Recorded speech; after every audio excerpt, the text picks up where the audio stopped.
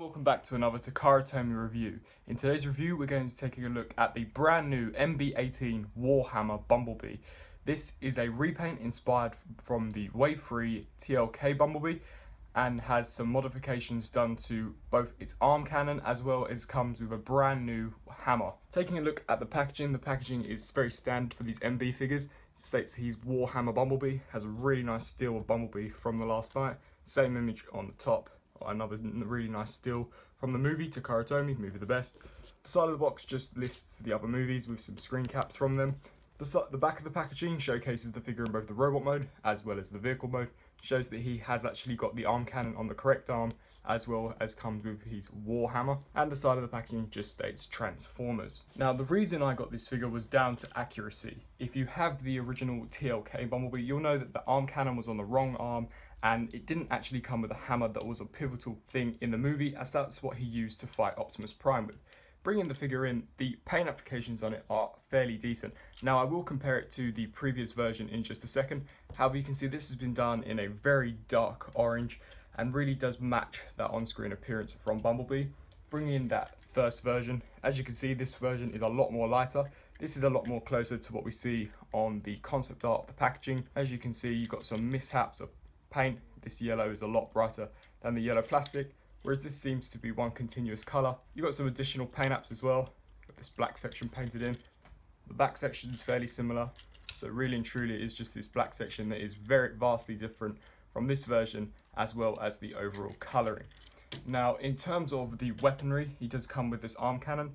Now this is the exact same arm cannon that come with the previous version, only Takara have reworked it to go on the opposite arm. As you can see, they are polar opposites from one another, so I guess if you really wanted to, you could actually have Bumblebee displayed with both cannons on either of his arms. However, the Takara one is more accurate as it is designed to go onto his right arm. The additional accessory that this pack comes with is of course the War Hammer. Now this was one of the accessories that everyone was quite annoyed about that it didn't come with the standard release. Takara Tomy have used this to their advantage in releasing it with this set. As you can see, it is a dead ringer for that hammer that we see Bumblebee use in the final battle with Optimus Prime. It's been detailed fairly appropriately, however doesn't have a lot in terms of paint application, however has been detailed fairly nicely, and if you are a customizer then dry brushing would definitely do this justice. In terms of storage in the vehicle mode, what you need to do is pull this section open, and there are a few grooves in there that will just plug onto the rear spoiler of the vehicle. I don't like to do it as I do think over time it will rub the paint.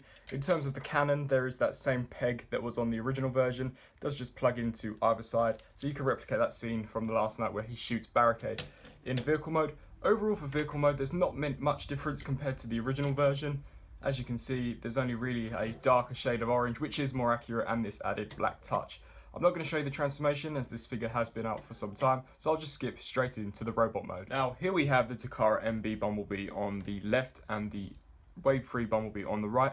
As you can see, the colour difference in the Takara version is a lot stronger of an orange than the lighter plastic and the lighter colour used for this Bumblebee. I definitely do think that this one is a lot more premium. Bringing the figure in for a closer look, you can see that he does just hold his hammer, and that is one of the quality control issues. You do tend to get bits popping off on this figure. However, I must admit I do think the tolerances on this guy are a lot better than this one.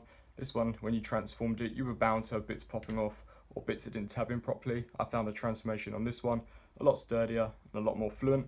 As you can see, he does just hold the hammer just like so. And as I stated, you can plug the arm cannon on the correct arm. However, I'm not going to do it as I do think it does damage the mushroom peg over time. But as you can see, there's not much in terms of differences. They are just different shades of orange, so that really does beg the question, if you have this version, should you get this? Personally, I'd say no.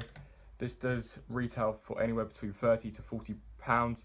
This you could probably find for 25 to 30.